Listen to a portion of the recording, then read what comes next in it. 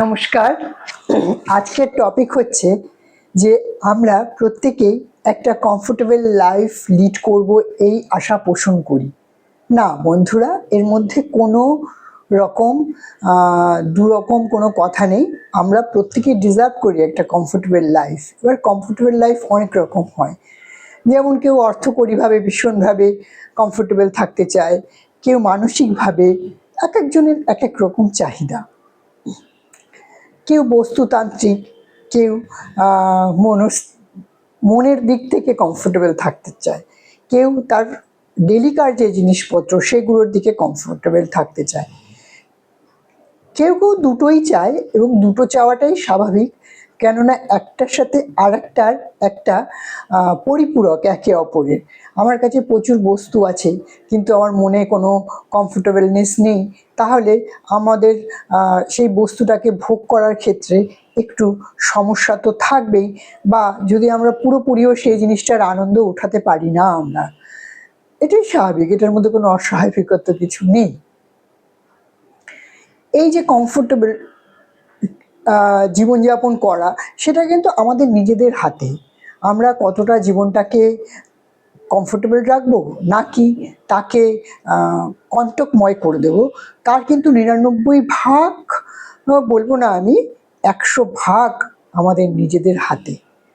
আমরা বেশিরভাগ সময় আমরা যে আনকমফোর্টেবল ফিল করি, সেটা কেন করি? সেটা নিজেদের জন্যে, যে আমাদের কোনো একটা চাহিদা যেটা আমাদের পূরণ হয়নি, তার জন্য সবসময় মনে মনে ফুঁসতে থাকি যে এটা পেলাম না, ওটা পেলাম না, সেটা পেলাম না। যেটা আমরা পেয়েছি সেটার কোনো আমাদের কাছে মূল্য তখন থাকছে না। কি পেলাম সেই তার কোনো বিচার করছি না, কি পেলাম না সেটার বিচার করে সবসময় দুঃখে জীবনযাপন করছি।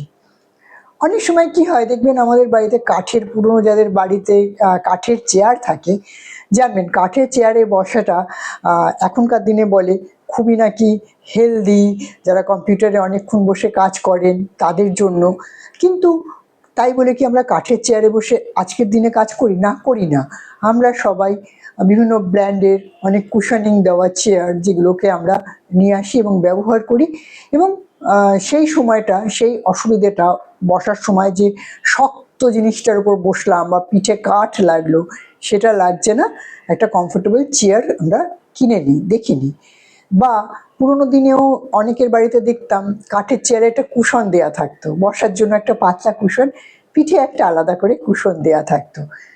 এই যে একই চেয়ার 5 জনের বাড়িতেই আছে, কিন্তু কেউ একজন সেটা কুশন করে কুশনে বসছে কমফোর্ট করার জন্য, কেউ সেই কাঠের শক্ত চেয়ারটাতেই বসছে আর বলছে দূর বাবা, কাঠের চেয়ারটা কি শক্ত। কাঠের চেয়ার তো শক্তই হবে, কাঠের চেয়ার তো স্পঞ্জের চেয়ারের মতো নরম হবে না, হতে পারে না। আমরা সেটা ভুলে গিয়ে কাঠের চেয়ারটাকে দোষারোপ করি, কাঠের চেয়ারটাকে কমফোর্টেবল বানানোর চেষ্টা করি না। এরকম ভুরি ভুরি উদাহরণ আছে।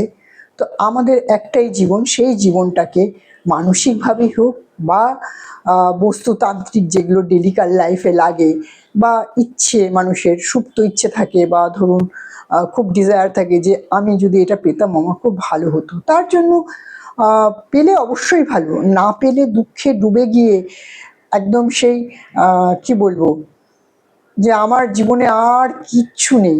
আপনার জীবনে আরও 99টা জিনিস আছে, সেই 99টা জিনিসের ওপর ফোকাস করুন।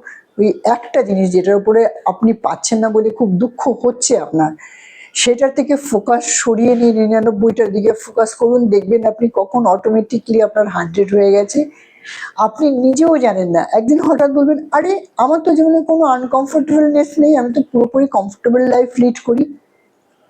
একবার আমি জানি এই কাজগুলো করা, যারা নেগেটিভ চিন্তা করে বা সর্বক্ষণ বিভিন্ন রকম জীবনের সমস্যা নিয়ে আলোচনা করতে ভালোবাসে, তাদের জন্য কঠিন, কিন্তু অসম্ভব কিন্তু নয়, সম্ভব। চেষ্টা করে দেখুন।